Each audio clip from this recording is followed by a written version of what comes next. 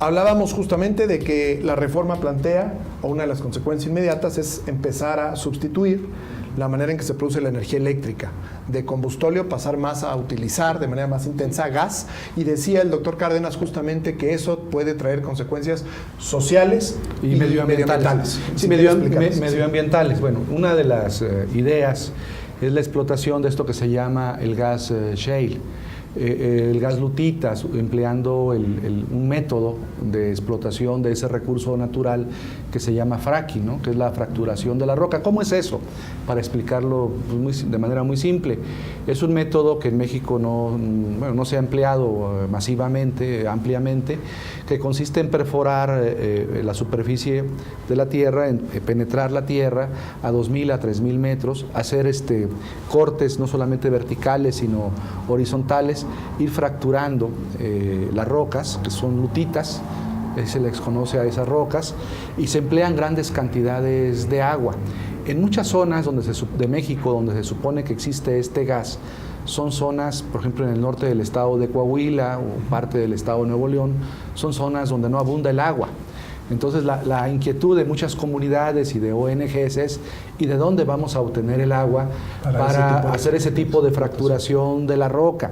Además es un tipo de explotación que requiere sustancias tóxicas que pueden contaminar mantos freáticos. Si la poca agua, los mantos que existen pueden ser contaminados por el empleo de estas sustancias tóxicas.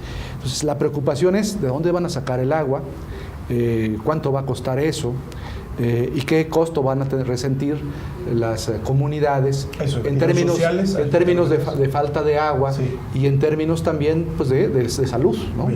Y en términos sociales, otra de las discusiones muy importantes, porque el artículo 8º transitorio de la reforma energética considera la actividad energética, eléctrica, gas, petróleo, preferente a cualquier otra actividad económica. Es decir, es preferente a la actividad agrícola o cualquier otro tipo de actividad industrial. Entonces, es muy posible que las comunidades se vean afectadas con la implementación de la reforma. Pueden ser ejidos, pueden ser pequeños propietarios, pueden ser comunidades indígenas, en donde pues, los inversionistas y el propio Estado mexicano les diga a esas personas, de acuerdo a la Constitución, es una actividad preferente, así que nos entregan la tierra, se las vamos a rentar, se las vamos a comprar, y si no quieren, se las vamos a expropiar, y se las vamos a expropiar. Y entonces eso pues, va a generar conflictos sociales con esas comunidades, con esos pueblos, con esos propietarios. Por ejemplo, las comunidades indígenas tienen una especial protección jurídica en el convenio 169 de la OIT, que obliga al Estado, cuando se autorizan ese tipo de explotaciones, a garantizar previamente un derecho a la consulta.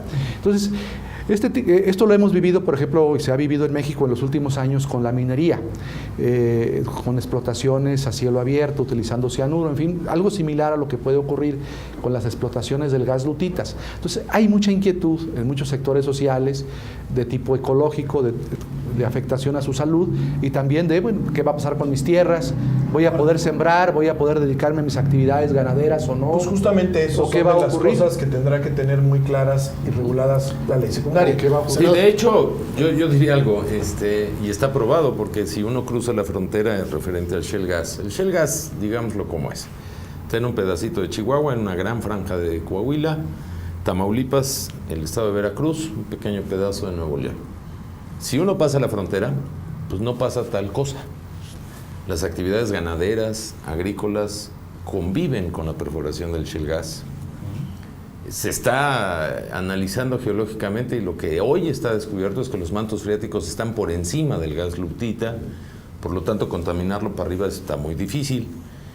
Y seguramente en materia de tecnología, y es algo que tenemos presente en la legislación secundaria, tendremos que ser muy estrictos en materia ambiental, precisamente porque yo sí comparto la preocupación que tiene Jaime del agua, no de la contaminación de la misma, porque también hay procedimientos que se puede usar agua y poderla limpiar y reusar. Pero sí estamos hablando de una buena zona, Coahuila, Nuevo León, Tamaulipas, que son zonas con carencia de agua, no así el norte de Veracruz, donde también hay shale gas. Pero también hay que decirlo, México tiene muchas fuentes de gas.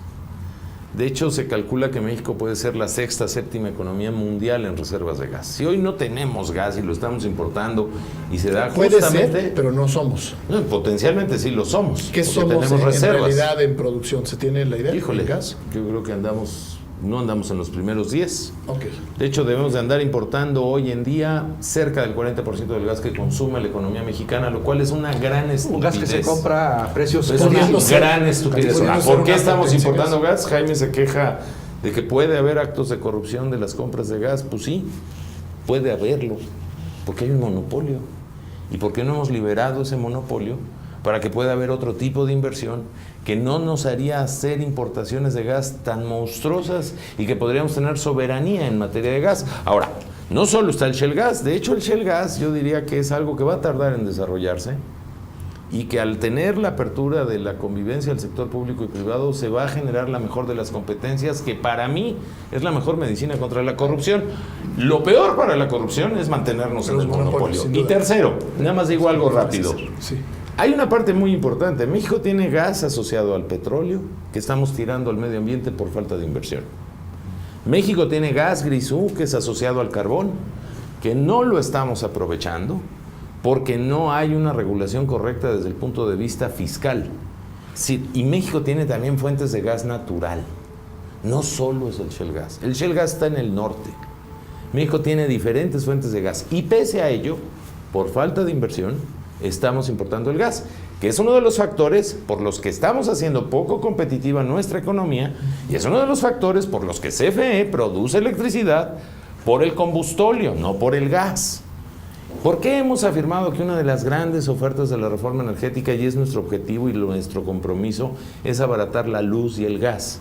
Porque al permitir inversión, no solo pública, sino también privada, vas a poder tener el gas que lo tienes allá abajo. La gran estupidez es que hoy sabemos que tenemos mucho gas Y no lo usamos. y lo estamos importando de Perú. Lo compras caro porque la oferta y la demanda mundial está muy compleja, luego lo transportas a Oaxaca comprimido y luego tienes que hacer una regasificadora y lo tienes que llevar a Monterrey. Y queremos que el empresario de Monterrey sea competitivo y que genere los empleos que nuestros hijos necesitan. No, así no se puede, ¿eh? Hay que decir las cosas como son, completas. Sí. Ahorita me das derecho Sí, de sí, ahí van todos. ahorita me Yo das solo derecho de- quisiera añadir algo a lo que dijo el senador y a lo que dijo don Jaime, que es el combustible no es solo gas, y la idea en cualquier sistema eléctrico es que hay una matriz diversificada. Y una de las razones por las cuales esta reforma en el sector eléctrico yo creo que es importante es porque estamos liberando el potencial de las renovables. Hay un transitorio específicamente dedicado a la generación con energía geotérmica, que hoy día México es el cuarto lugar a nivel internacional en fuimos el generación. segundo. Llegamos a ser el segundo en alguna ¿Qué es época. la energía geotérmica? Es el vapor que está en la tierra y que se puede utilizar para generar energía eléctrica. Tenemos varios proyectos importantes en México, Cerro Prieto, que fue un proyecto a nivel internacional. Son proyectos que son renovables, es energía que el vapor que sacas lo reinyectas al mismo yacimiento, y en Italia tienen yacimientos que llevan 100 años generando electricidad de una manera limpia y buena para el ambiente. Tenemos un potencial eólico que también mencionaba el senador Penchina, que está totalmente desaprovechado, y que México tiene condiciones geográficas donde la naturaleza es muy generosa para generar electricidad con el viento de una manera muy rentable, muy competitiva, no digamos ya frente al combustóleo, pero contra algunos de los otros proyectos de generación. Tenemos también un potencial solar exageradamente bueno en algunas zonas del país. Tenemos un potencial hidroeléctrico que puede ser explotado con pequeñas hidros que son totalmente amigables con el medio ambiente, y ese potencial ha tenido algunas trabas para ser desarrollado en el pasado. Muchos de estos proyectos requieren empresas con una dimensión más chiquita, son proyectos ideales para ser desarrollados por empresas que no sean gigantescas, sino pequeñas, o empresas que tengan una especialización muy clara, y que hoy día han tenido problemas para interconectarse a la red, para conseguir convenios. Digamos, el marco regulatorio y la organización industrial ahora no es una organización que haya sido favorable para esto. Por eso uno de los transitorios... restrictiva, ¿no? Ha sido, de hecho, cuando uno platica con la gente del área de energías renovables, pues te comienzan a hacer un martirio de todos los lados donde han enfrentado trabas para desarrollarse, para poder. Y México tiene una obligación legal de llegar a un 35% de generación con energías limpias para el 2024. ¿Porque es un compromiso internacional? ¿O es un compromiso que incluimos nosotros en nuestra ley del aprovechamiento, la ERFTE, y es compatible con una serie de compromisos internacionales donde todos los países estamos esforzándonos por llegar a esos niveles. Eso no lo vamos a lograr o no lo hubiéramos logrado jamás con la organización industrial que teníamos antes. ¿Por qué? Porque necesitas quitar el conflicto de interés que implica que el que decida la interconexión esté dentro de la gran empresa y ponerla fuera en un organismo público que atienda el interés del Estado. Pero como todo, no nada más como me encanta operador. el panorama, porque es claro las áreas que hay que cuidar, digo. Hay muchas cosas que hay que matizar, ¿no? Sí. Por ejemplo, aquí vamos a comenzar con el tema de las... Hay poco tiempo. De las lutitas, simplemente, el tema de Pero las hay poco lutitas. tiempo, para que se acabe el programa. Es que el porque tiempo vuela. aquí se dijo que era algo muy positivo y muy bueno para el país, pero por ejemplo en Europa, en occidental, en casi ningún país del mundo se ha permitido el desarrollo de las lutitas. Hay decisiones y declaraciones del Parlamento. Jaime? No, déjeme termino. Ahora, ¿Sí sabes por qué? ahora yo los dejé hablar. Bueno, ahora lo platicamos. Pero en Europa se ha limitado la explotación de gas en base a lutitas. En los Estados Unidos, donde se ha favorecido, en Canadá, en fin, comienza a haber reacciones sociales importantes en muchos estados de la Unión Americana en contra de la explotación del gas lutitas. Podría yo concluir que ahora sí, como todo el mundo lo dice, el chiste va a estar en una muy buena ley secundaria del tema. Y en eso estamos ¿Y qué trabajando. tan avanzada está? Nada más para... Pues yo así. diría que vamos muy bien. Yo creo que estamos cerca de poder encontrar el piso parejo de una legislación que tiene que ver particularidades como las que ha puesto Jaime. Y creo que se va a sorprender la iniciativa cuando por sus propios méritos sea evaluada. Viene una discusión alta en el Congreso y estaremos Y nos atentos tocará a los que estamos en otro lado, pues estar observándolo, discutiendo, para ver con todo detalle y cómo estar en estas mesas Conclusión, siempre es César. valioso. Yo creo que el derecho a la electricidad, el acceso que la gente tenga a una electricidad que le llegue, que le dé acceso a telecomunicaciones, a capacidad de estudiar, etcétera, es algo que va a depender un poco de que logremos llevar el modelo industrial a generar competencia para que bajen los costos, a darle acceso a las tecnologías limpias de generación. Sí, sin menoscabar otros derechos. Sin menoscabar. ¿no? Pues Pero yo creo que también, y es una cosa muy importante de lo que dijo el doctor Cárdenas, sí es muy importante para nosotros que en las leyes secundarias se refleje la preocupación por los derechos de los pueblos indígenas. Hay un convenio internacional que estamos considerando que debe haber una consulta previa, libre, informada, que debe estar. Y en el sector eléctrico también es importante que la industria nacional se tome en cuenta. Y ahí hay que decir, a diferencia del petróleo y de algunas otras áreas, en electricidad los mínimos, o digamos, que nos pone, están sobradamente cumplidos porque tenemos una industria nacional que sí aporta a ese sector. Les agradezco muchísimo su presencia y su discusión. Sé que siempre se quedan muchas temas en el tintero, pero el tiempo vuela. Señor secretario, senador, Jaime, muchas gracias por su atención. Nos vemos el próximo martes, 23 horas. Gracias.